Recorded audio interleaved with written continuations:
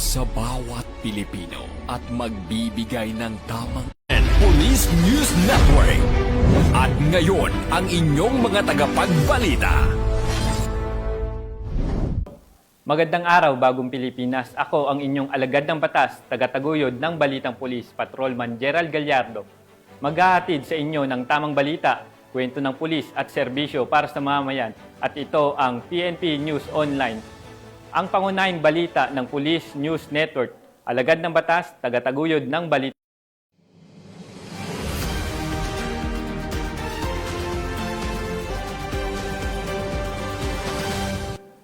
Narito ang mga balitang dapat nyong abangan. Mahigit 400,000 pisong halaga ng smuggled na sigarilyo nasabat sa checkpoint sa Coronadal. Seguridad sa rally sa Cebu City, tinutukan ng mga kapulisan sa Police Regional Office 7. At lalaki arestado sa Diliman, Quezon City dahil sa pagbebenta ng online financial account.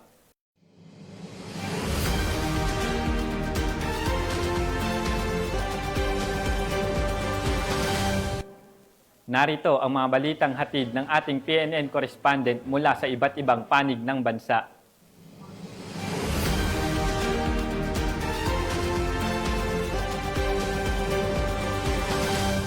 Simulan natin ang balita mula sa bahagi ng Luzon.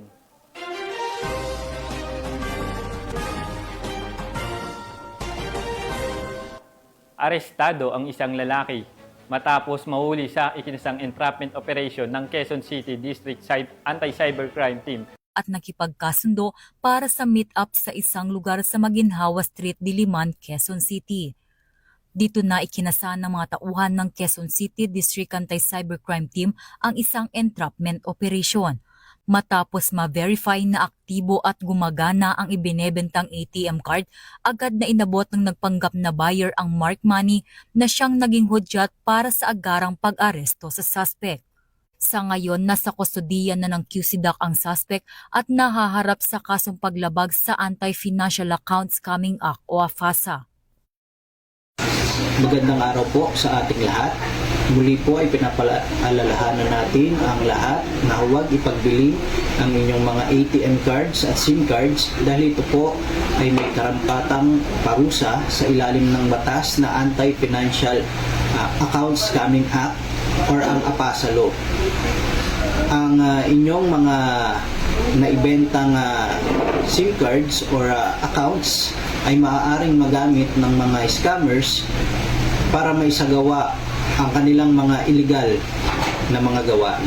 Mula dito sa Campo Crame, ako ang inyong PNN correspondent, Patrolwoman Mary Grace Artizuela, nagbabalita para sa Police News Network, alagad ng batas, tagataguyod ng Balita Pulis. Maraming salamat, Patrolwoman Artizuela. Hindi na nakapalagpa ang isang high-value individual matapos itong mahuli sa isinagawang bypass operation ng mga otoridad sa Lucena City. Yan ang tinutukan ni Patrolwoman Ginny Marie Pamoso. Value individual ang naaresto sa isinagawang bypass operation ng Quezon Provincial Police sa Lucena City. Matagumpay na isinagawa ng Quezon Provincial Drug Enforcement Unit ang operasyon laban sa iligal na droga sa Barangay Cota, Lucena City. Kinilala ang suspect na si alias Joe, 38 anyos, tricycle driver at residente ng Barangay Dalahican, Lucena City. Nasamsa mula sa kanya ang 3 sachet ng hinihinalang shabu na tumitimbang ng 37 na gramo na may kabuwang halaga na mahigit 750,000 pesos sa street value. Nakuha rin ang isang self-sealing plastic bag na naglalaman ng 90 gram ng hinihinalang marijuana na nagkakahalaga ng 32,400 peso. 1,000 piso na ginamit bilang bypass money, isang sling bag, coin purse at isang tricycle na gamit ng suspect. Nahaharap ngayon ang suspect sa kasong paglabag sa Section 5 at Section 11 ng Republic Act 9165 o Comprehensive Dangerous Drugs Act of 2002. Patuloy namang pinaigting ng Quezon PPO ang kanilang kampanya laban sa iligal na droga sa buong lalawigan. Sa pamamagitan ng mas pinaigting na operasyon at pakikipagtulungan ng mga mamamayan, nananatiling matatag ang kanilang paninindigan na sugpuin ang anumang uri ng kriminalidad. Layunin ng kapulisan na masiguro hindi lamang ang kaligtasan ng bawat mamamayan, kundi pati na rin ang pagkakaroon ng mas tahimik, ligtas at paunlad na komunidad para sa mga taga Quezon. Mula dito sa Calabarzon, ako ang inyong Police News Network Correspondent, Patrolwoman Jevie Marie Famoso, alagad ng batas, tagataguyod ng balitang pulis. Maraming salamat, Patrolwoman Pamoso. Pinangunahan ng Marinduque Police Provincial Office ang isang road safety at implant K5 seminar sa bayan ng Mugpog bilang bahagi ng kanilang pinaigting na kampanya para sa kaligtasan sa kalsada at disiplina sa lansangan. Yan ang balitang hatid ni Patrolwoman Christine Lorenzo.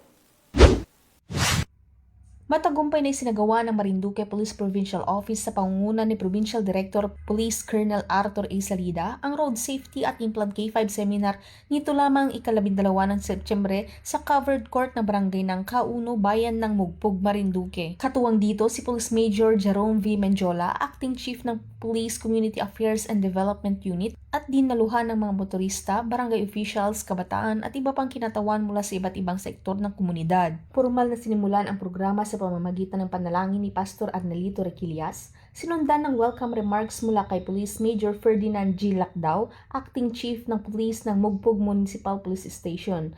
Sa kanyang mensahe, binigyang diin ni Police Colonel Salida ang kahalagahan ng disiplina at pagiging responsable ng bawat motorista upang makaiwas sa aksidente at makatulong sa mas ligtas na pamayanan. Sa lecture proper, tinalakay ni Police Executive Master Sergeant Agerico Luis C. Javier ang mga mahahalagang kaalaman ukol sa road safety. Ipinaliwanag ni Ms. Kisaline Mauzar Tapel mula sa Land Transportation Office ang mga probisyon ng Republic Act 4136 o Land Transportation and Traffic Code. Inilahad naman ni Police Lieutenant Violeta M. Hernandez, Chief ng WCPD, ang nilalaman ng Implant K5 na nakatuon sa pagpapanatili ng kaayusan at seguridad sa mga barangay. Layunin ng aktibidad na ito na paigtingin ang disiplina sa kalsada, palawakin ang kaalaman ng komunidad sa mga batas trapiko at patatagin ang ugnayan ng kapulisan at mamamayan para sa mas ligtas at maayos na bagong Pilipinas.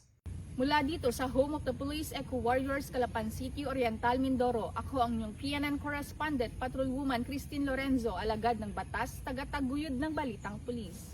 Maraming salamat, Patrolwoman Lorenzo. Tiniyak ng PNP katuwang ang iba pang ahensya ng pamahalaan ang seguridad at kaayusan sa ginanap na Translasyon 2025 sa Naga City bilang pagdiriwang ng Peña Francia Festival kung saan libu-libong deboto ang nakiisa sa aktibidad. Patrolwoman Vanessa Sol sa balita. Ang taunang traslasyon procession ngayong 2025 bilang bahagi ng Peña Francia Festival na itinuturing na pinakamalaking reliyosong pagtitipon sa Bicol at isa sa pinakakilala sa buong bansa. Libo-libong deboto mula sa iba't ibang panig ng Pilipinas at maging sa ibang bansa ang dumagsa upang masaksihan at makiisa sa mapayapang paglipat ng mahal na ina Nuestra Señora de Peña Francia mula sa Basilica Minore patungong Naga Metropolitan Cathedral. Sa kabila ng dagsa ng mga tao, nananatiling maayos at ligtas ang prosesyon dahil sa mahigpit na seguridad at koordinasyon ng mga otoridad kabilang ang Philippine National Police, Bureau of Fire Protection at iba pang ahensya ng pamahalaan. Ang matagumpay na pagdiriwang ay patunay ng matibay na pananampalataya ng mga Bicolano at ng patuloy na debosyon kay ina. Ang traslasyon ang nagsisilbing hudyat ng pagsisimula ng week-long highlights ng Peña Francia Festival na taon-taong inaabangan ng mga deboto at turista. Mula dito sa Naga City, ako ang iyong PNN Correspondent, Patrolwoman Vanessa Sol, alagad ng batas, tagataguyod ng balitang pulis. Maraming salamat, Patrolwoman Sol. 3 sospek ang naaresto ng Pasay PNP matapos mahulihan ng shabu sa isinagawang simultaneous anti-criminality and law enforcement operation o SACLEO sa lungsod ng Pasay. Nakibalita dyan si Patrolwoman Ivy Corporal. Arestado ang 3 lalaki sa isinagawang simultaneous anti-criminality and law enforcement operation o Oplan Galugad bandang alas 12:50 ng madaling araw sa barangay 184 Marikaban, Pasay City nitong Setyembre 13 taong kasalukuyan. Kinilala ang mga sospek na sina alias Atan, 36 anyos, alias Tata, 38 anyos, miyembro ng Sputnik Gang, at alias Tintin, 46 anyos, at parehong mga residente ng Pasay City. Nakumpiska sa mga sospek ang tinatayang humigit kumulang 1.39 gramo ng hinihinalang shabu na may standard drug price na 8,840 pesos. Dinala ang mga sospek at ang mga nakumpiskang ebidensya sa Substation 7 para sa kaukulang dokumentasyon at sa Pasay City General Hospital para sa physical examination at ito turn over sa Station Drug Enforcement Unit ng Pasay City Police Station para sa masusing investigasyon. Sila ay nahaharap sa kasong paglabag sa Section 11, Article 2 ng Republic Act 9165 o mas kilala bilang Comprehensive Dangerous Drug Act of 2002. Mula dito sa Camp Bagong Diwa, Bikutan, Taguig City, ako po ang inyong PNN correspondent, Patrolwoman Ivy Corporal, alagad ng batas, tagataguyod ng Balitang Pulis. Maraming salamat, Patrolwoman Corporal. Isang high-value individual ang naaresto ng mga operatiba matapos ang ikinasang bypass operation sa Baguio City na nagresulta rin sa pagkakasamsam ng hininalang shabu na tinatayang nagkakahalaga ng mahigit 100,000 piso. Patrolwoman Jessie Sabado sa balita. Naaresto ang isang high-value individual sa isinagawang search warrant operation sa Barangay Luwakan Proper, Baguio City noong 13 ng Setyembre taong kasalukuyan. Nasamsam mula sa suspek ang 3 sachet ng hinihinalang shabu na may bigat na humigit kumulang 15 gramo at tinatayang nagkakahalaga ng 102,000 piso. Na-recover din ang ilang bukas na sachet at iba't ibang drug paraphernalia.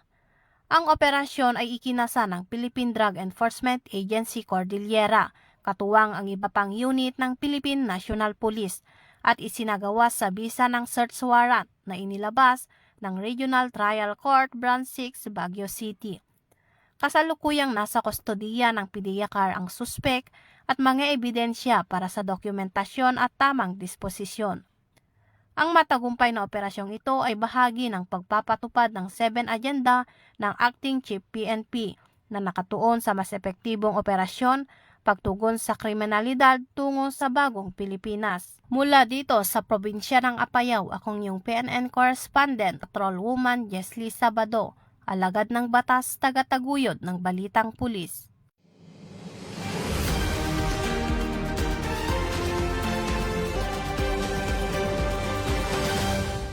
May paliwanag niyo po tungkol sa basic life support training na third batch na po dito sa RMDU.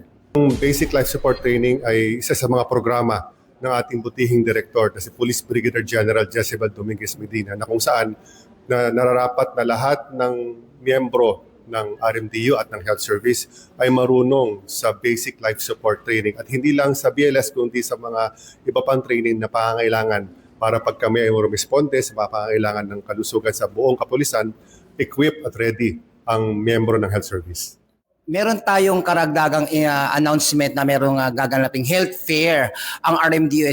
Ano po nga ba gusto yung imbitahan yung ating mga kapulisan at kung sino po yung dapat i-invite?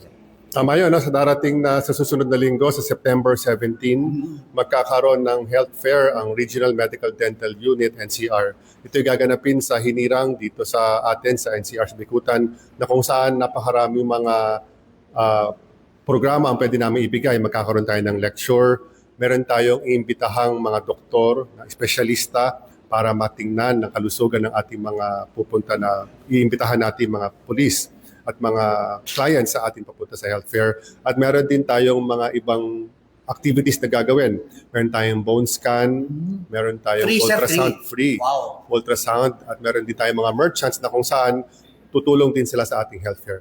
At isa rin sa mga highlight ng ating health fair ay magkakaroon tayo ng blood donation activity na kung saan ang ating team partner ay isang hospital din, isang tertiary hospital na kung saan sila rin ang magiging partner natin para sa ating bloodletting activity na gagamitin din natin itong mga dugo na ito kung sa pangangailangan ng mga pulis na kapag sila ay na-hospital. Sir, dito ba sa health fair na ito kasama din ba yung mga dependents ng ating mga kapulisan, sir? Tama ka dyan, kasama rin sila. Non-uniform, police, PNP NUP siya kasama rin? Yes, PNP personnel, NUP and uniform, and also their dependents. Thank you, sir. Police News Network, alagad ng batas, tagapagtaguyod ng Balitang Pulis, sandigan ng mamamayan, patnubay ng katotohanan.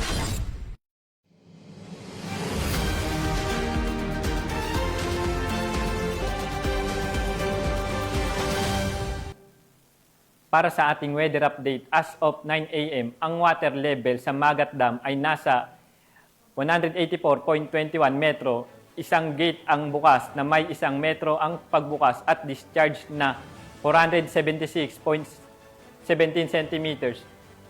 May low pressure area 235 kilometers kanluran ng San Jose Occidental, Mindoro na nagdudulot ng easterlies sa ilagang bahagi ng Luzon.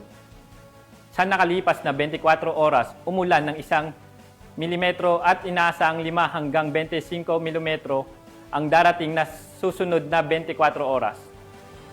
Inaabisuhan ang mga residente ng Isabela, Ramon, San Mateo, Aurora, Cabatuan, Luna, Reyna Mercedes, Burgos, Nagilan, Gamu at Alfonso Lista na mag-iingat at maghanda. Tungayan naman natin ang mga balita mula sa Visayas.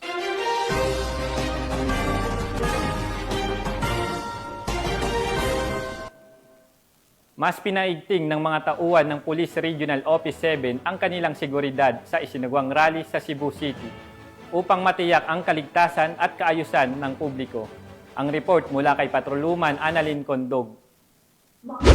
Sa gawa, isang mapayapang rally sa Plaza Independencia, Cebu City. Dito 14 ng Setyembre sa taong kasalukuyan, bana alas 4 ng hapon, kung saan malaya at may nahungi pahayag ng mga kalahok ang kanilang paninindigan sa gitna ng mahigpit na seguridad. Agad na nagtalaga ng mga tauhan ng Police Regional Office 7, katuwang Civil Disturbance Management Team ng Regional Mobile Force Battalion 7 sa pamamagitan ng masinsinang pagbabantay at maayos na koordinasyon. Tiniyak ng mga otoridad ang kaligtasan ng mga kalahok pati na rin ng mga sibilyan sa paligid ng lugar. Ang buong aktibidad ay sinagawa ng mapayapa at organisado sa tulong ng maagap na pagkilos ng mga kapulisan at pakikiisa ng mga organizer at mga kalahok sa mga alituntunin para sa kaligtasan. Mayang hapon sa tanan. Ako pala si Police Lieutenant Magtoto. So, galing kami sa Regional Mobile Force 7 Pro 7 under the supervision of Police Lieutenant Colonel Paterno Damondon. So, natas kami ngayon na ma-monitor itong mga protesters natin dito sa Plaza Independencia. So before kami napunta dito, nag-prepare kami ng some exercises regarding CDM. And we're here to maintain the peace and order within this area. Mga kababayan nating protesters, sana magkaroon tayo ng harmless na pagprotesta. Kasi kami mga police, naatasan kaming to maintain ang ayusan dito sa syudad natin. We won't allow any disturbances to happen within this peaceful community. Binigyang diin ng Pro 7 na patuloy nilang ipapatupad ang kanilang tungkulin na panatilihin ang kaayusan at seguridad sa mga pampublikong pagtitipon, lalo na yaong may layuning sulong ang kapayapaan at katarungan para sa komunidad. Mula dito sa Central Visayas, ako ang inyong Police News Network Correspondent, Patrolwoman Annalyn N. Canoog, alagad ng batas, tagataguyod ng balitang pulis. Maraming salamat, Patrolwoman Canoog. Isang miyembro ng Communist Terrorist Group ang kusang loob na nagbalik sa pamahalaan sa Barangay Pabanog, Paranas, Samar. Ang buong detalye ng balita mula kay Patrolwoman Cristel Palafox. Nagbalik loob sa pamahalaan ang isang miyembro ng Communist Terrorist Group sa Barangay Pabanog, Paranas, Samar. Ang pagbabalik loob ay resulta ng matagumpay na panawagan at pagsisikap ng mga tauhan ng 2nd Samar Provincial Mobile Force Company kasama ang 802nd Maneuver Company Regional Mobile Force Battalion 8. Isinuko rin ng nasabing surrendery ang isang unit ng caliber .38 revolver at 2 bala. Samantala, nakatanggap naman ang nagbalik loob ng agarang tulong pinansyal mula sa mga kapulisan. Ang dating miyembro ng CTG ay nasa kustodiya na ng 2nd Samar PMFC para sa kanyang posibleng enrollment sa programa ng ating gobyerno na Enhanced Comprehensive Local Integration Program o ECLIP. Ang pagbabalik loob ng nasabing surrendery ay representasyon ng mga programa ng ating gobyerno sa pagwawakas ng insurhensya at terorismo tungo sa pagkamit ng payapa at maunlad na bagong Pilipinas. Mula dito sa Eastern Visayas, ako ang inyong PNN correspondent, Patrolwoman Palafox, alagad ng batas, tagataguyod ng Balitang Pulis. Maraming salamat, Patrolwoman Palafox. Pinagtibay ng Revitalized Police sa barangay team ng Igbaras, katuwang ang lokal na pamahalaan, ang kanilang kooperasyon para sa kaligtasan ng mamayan na sa pamamagitan ng pag-install ng mga warning signages sa iba't ibang bahagi ng nasabing bayan. Yan ang balitang hatid ni Patrolwoman Charmaine Balunsat. Sa patuloy na pagtutok ng kapulisan sa kaligtasan at kaayusan ng mamamayan, matagumpay na naisagawa ng RPSB Team Ibaras sa pangunguna ng kanilang team leader na si Police Captain Danilo L. Noca ang ikalawang set ng installation at turnover ng warning and direction signage nito lamang 12 ng Setyembre taong kasalukuyan sa Barangay Indaluyon, Igbaras, Iloilo. Katuwang ang mga barangay officials na pinamumunuan ni Punong Barangay Honorable Carlito Iclar, Megan Society Volunteers at ang LGU Igbaras Office of Engineering, matagumpay na naitayo ang mga signage na naglalayong magbigay ng gabay at babala para sa kaligtasan ng mga residente at bumibisita sa barangay. Ang warning signage ay inilagay sa lugar na madalas daanan at tambayan ng mga residente upang magsilbing paalala sa mga motorista na mag-ingat at maging alerto.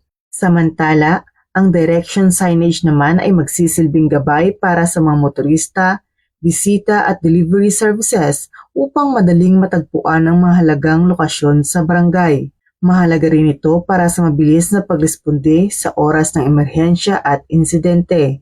Ang ganitong uri ng inisyatiba ay naisakatuparan sa suporta at aktibong partisipasyon ng barangay at SK officials kasama ang komunidad ay isang malinaw na larawan ng bayanihan at pagtutulungan para sa kapakanan ng lahat. Ang RPSB Team Igbaras ay patuloy na magiging kaagapay ng komunidad hindi lamang sa pagpapanatili ng kapayapaan at kaayusan, kundi maging sa pagpapatibay ng seguridad at kaligtasan ng bawat mamamayan. Mula dito sa Police Regional Office 6, ako ang inyong Police News Network Correspondent, Patrolwoman Charmaine Balunsat, alagad ng batas, tagataguyod ng Balitang Pulis. Maraming salamat, Patrolwoman Balunsat. Narito naman ang mga balita mula sa bahagi ng Mindanao.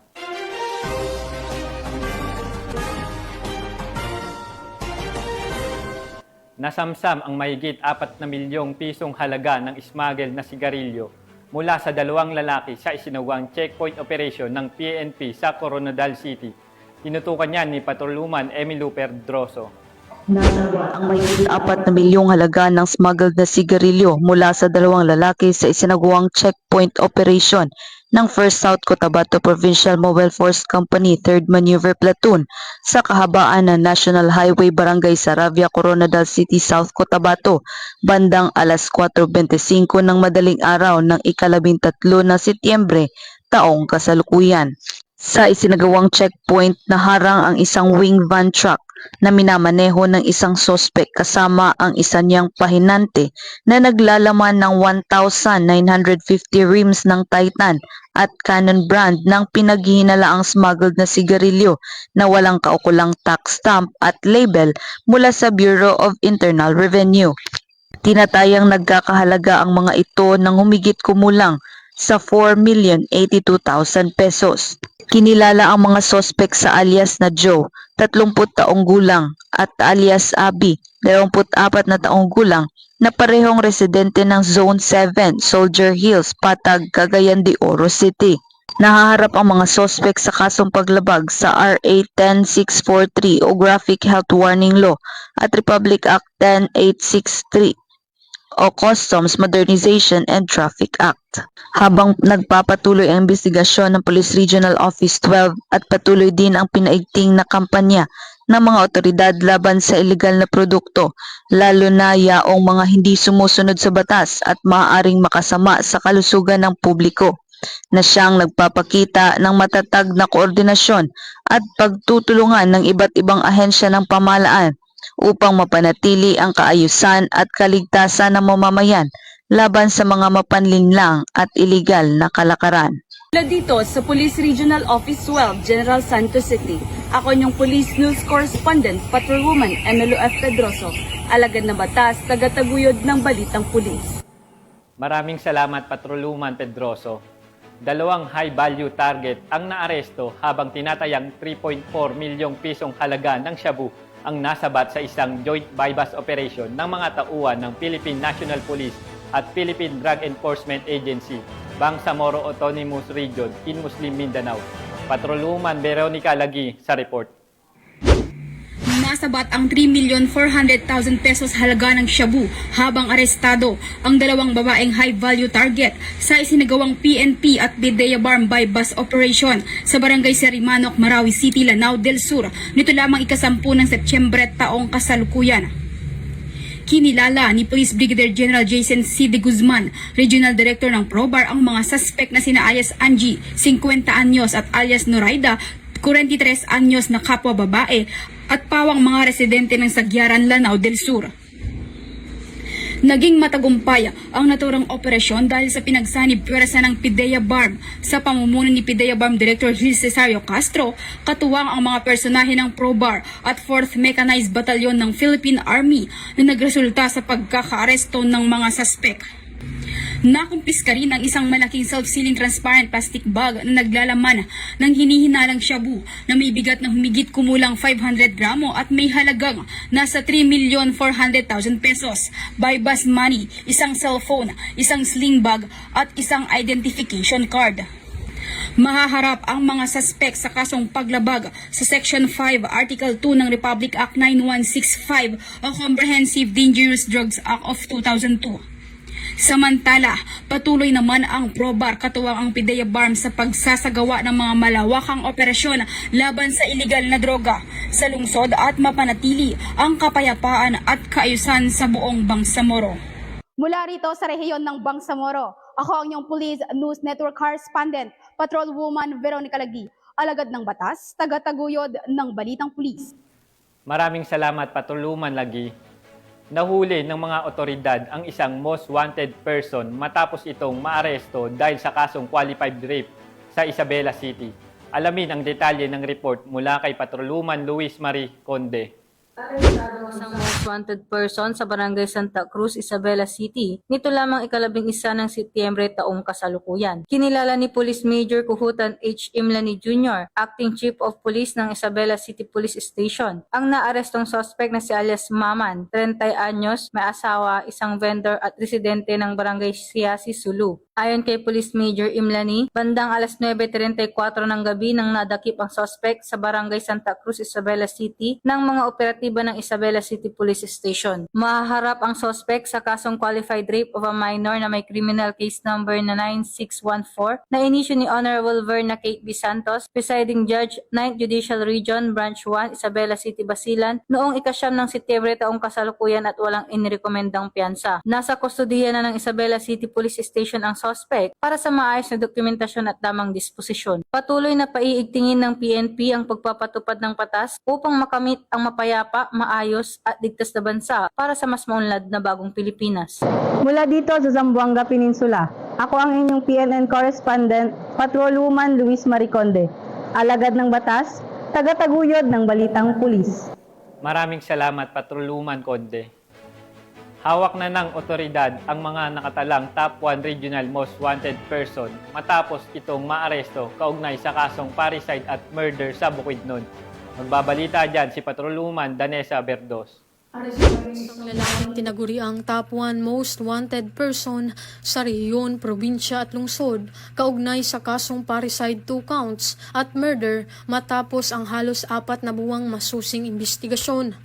Kinilala ni Police Colonel Jofet Luntak Kulaway, Provincial Director ng Bukidnon PPO, ang suspect na si alias Kentoy, lalaki na sa saktong gulang at residente ng nasabing lugar.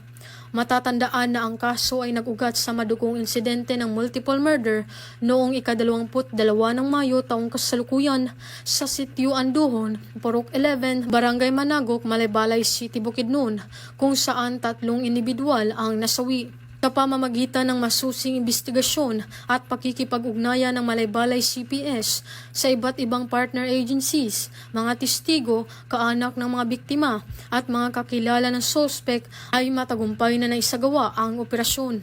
Ika-11 ng Setyembre taong kasalukuyan nang inilabas ang warrant of arrest laban sa akusado na pawang walang inirekomendang piyansa.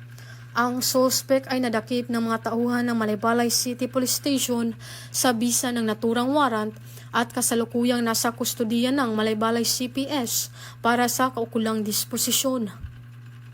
Mula dito sa Camp Capistrano, Gusa, Cagayan de Oro City, ako ang inyong Police News Network Correspondent, Patrolwoman Danessa Berdos, alagad ng batas, tagataguyod ng Balitang Pulis. Maraming salamat, Patrolwoman Berdos.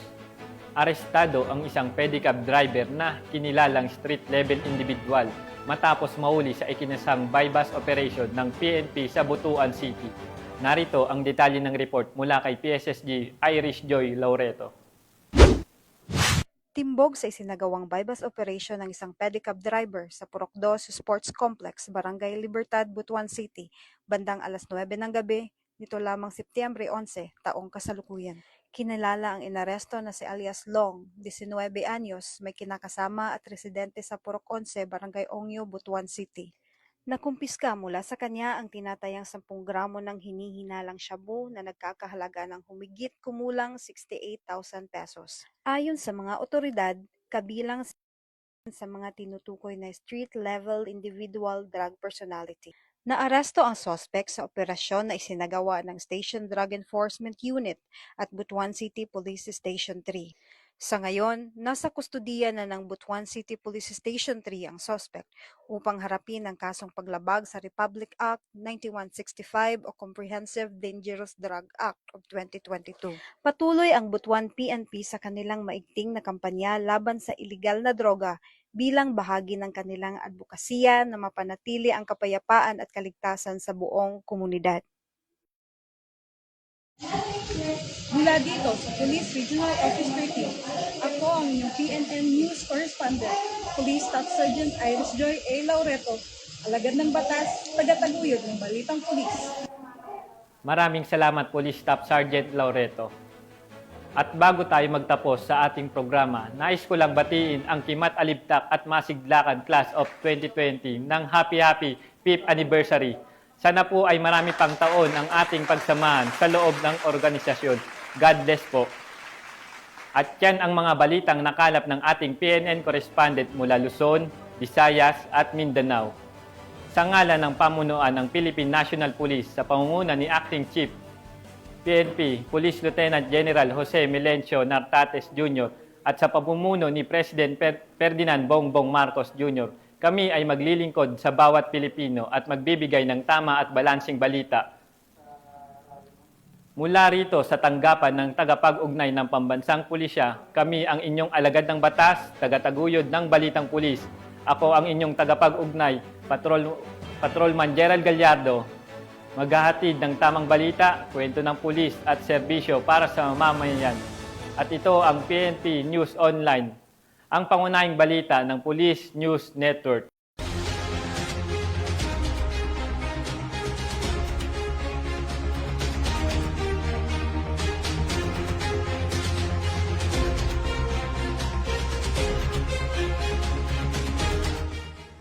Police News Network, alagad ng batas, tagapagtaguyod ng Balitang Pulis.